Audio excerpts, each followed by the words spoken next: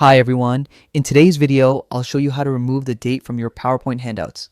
These simple steps will help your presentations look cleaner and more professional. First, open your PowerPoint presentation. Then, go to the View tab on the ribbon and click on Handout Master in the Master Views group. This view lets you format how your handouts will appear when printed. Once you are in the Handout Master, locate the date placeholder, usually at the top right corner. Click on it and press the Delete key to remove it. This instantly cleans up your handouts. Alternatively, you can remove the date through the header and footer settings. Go to the Insert tab and click Header and Footer. In the dialog box, switch to the Notes and Handouts tab. Uncheck the box for the date, then click Apply to All to remove the date from all printed handouts. Keep in mind, these changes only affect printed handouts. The date will remain on your slides or notes pages unless you adjust those separately. And that's it. By following these steps, you can create cleaner, more polished handouts for any presentation.